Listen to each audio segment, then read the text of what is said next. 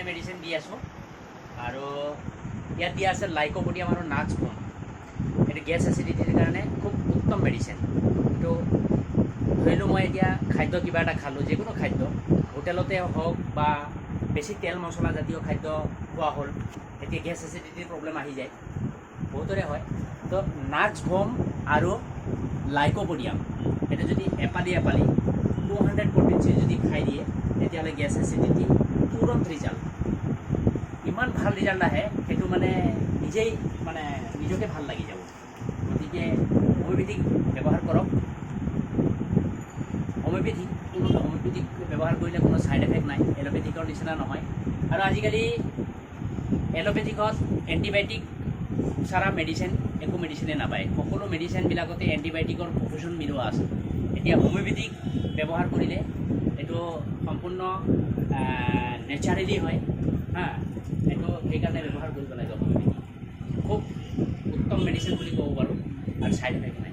আপুনি এই চেম্বাৰটো কেতিয়াৰ পৰা আৰম্ভ কৰিছে আৰু ইয়াৰ আপোনালোকে ফলাফল কেনেকুৱা পাইছে? মানুহৰ আপুনি ফিডবেক কেনেকুৱা পাইছে? মানে মোৰ আজি গহপুৰত এই হোমিওপেথিকৰ দোকান দিয়া, মই প্ৰথম আছিলে বৰদলৈ হোমিও ফাৰ্মাচী, তাৰপিছতে মোৰ 18 বছৰ ৰানিং হৈ আছে। মই মেট্ৰিক পৰীক্ষা যেতিয়া দিওঁ ঠিক একে সমানে মই মেট্ৰিকো পাছ কৰিছোঁ আৰু হোমিওপেথিকো মই কোৰ্চ কৰি পেলাই ডিপ্ল'মা আৰু চাৰ্টিফিকেট MD কোৰ্চটো মই একেলগে কৰিছোঁ। আৰু যিমান পাৰোঁ মই চেষ্টা কৰি আছোঁ, হোমিওপেথিকৰ পৰা ভাল ৰিজাল্ট পাইছোঁ। আৰু কিছুমান এনেকুৱা আনকমন ডিজিজ আছে যিবিলাক মানে কিউৰেবল ডিজিজ নহয় বুলি ক'ব পাৰি, কিন্তু হোমিওপেথিকত কিউৰ হয়, যেনে টিউমাৰ, তাৰপিছত পেৰালাইচিছ, তাৰপিছত আপোনাৰ ব্ৰেইন টিউমাৰ বা ষ্ট'ন, সেইবোৰ মানে কি হয় হোমিওপেথিকৰ দ্বাৰা কোনো ধৰণৰ অপাৰেশ্যন নকৰাকৈ কিউৰ কৰিব পাৰি।